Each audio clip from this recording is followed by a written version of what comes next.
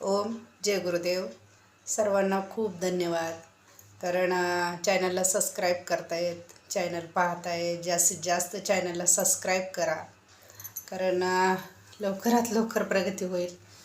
तर खरंच सांगते, जास्तीत जास्त चॅनलला सबस्क्राईब करा आणि खरंच महत्त्वाचे उपाय जाणून घ्या.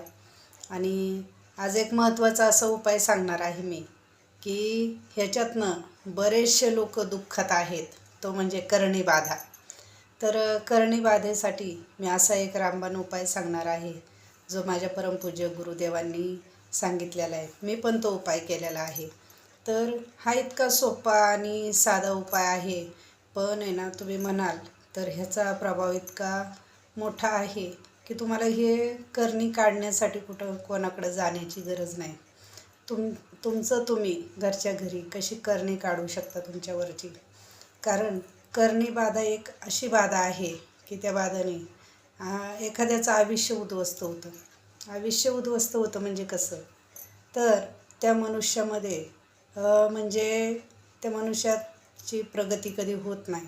कायम आजारपण मागे लागलेले असतात, घरात शांतता राहत नाही, कुठलं कामाधंद्यात यश लागत नाही आणि सगळं आयुष्य त्याचं असं विस्कळीत झालेलं असतं.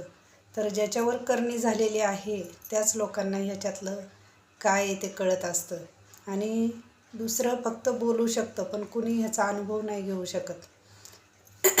तर त्याच्यावर असे मोठे मोठे उपाय जे असतात की त्याला बाहेर, आणि बऱ्याच जणांना असं वाटतं की माहिती होतं किंवा कळतं की आपल्याला करणी बाधा आहे, पण कसं काढायची, बाहेर खर्च खूप लागतो, खूप पैसा जातो, तर एवढे पैसे कुठून आणायचे. तर हे पण सगळ्यांच्या मनात विचार असतात.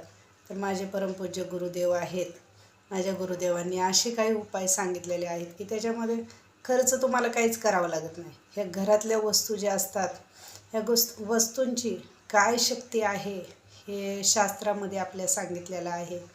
आणि हे गुरुदेवांनी खरंच सगळ्यांना असं ह्याचे उपाय सांगून, हे घरगुती उपाय करून, ह्या उपायांनी इतक्या लोकांचं चांगलं झालेलं आहे.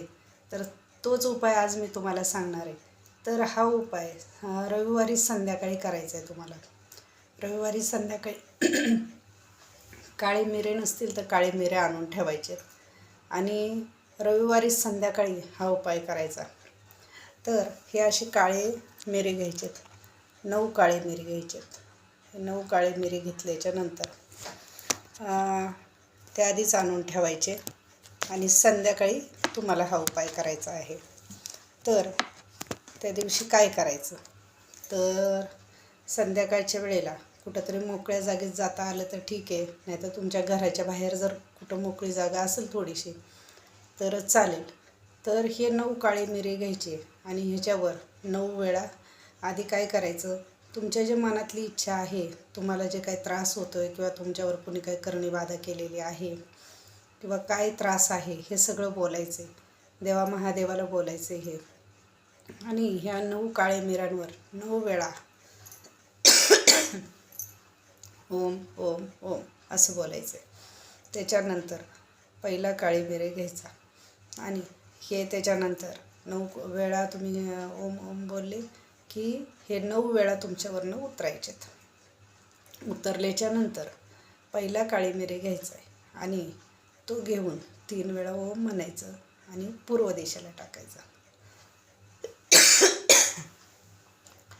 दुसरा काळे मिरे घ्यायचा आणि तो आपल्या डोक्याच्या वरनं 3 वेळा ओम म्हणून पश्चिम दिशेला टाकायचा. त्याच्यानंतर तिसरा घ्यायचा, दक्षिणेला टाकायचा. चौथा घ्यायचा, प्रत्येक काळ्या मिऱ्यावर 3 वेळा ओम म्हणूनच टाकायचे. नंतर चौथा घ्यायचा, 3 वेळा ओम म्हणायचं, उत्तर दिशेला टाकायचा. जागेवरच उभं राहून प्रत्येक दिशेला ते मिरे टाकत राहायचे. त्याच्यानंतर आणि आता हे 4 दिशा झाल्या. आता ह्या 4 कोपऱ्यांचं सांगते आहे. तर हा एक काळे मिरे घ्यायचा, त्याच्यानंतर आग्नेयेला टाकायचा.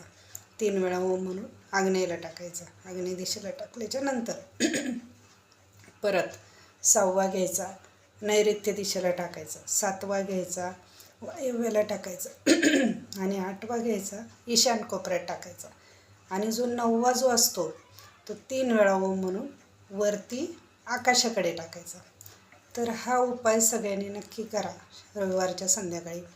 ह्या उपायाने तुमच्यावर कसली जरी कोणी करणी केलेली असेल तर ती करणी बाधा जाते.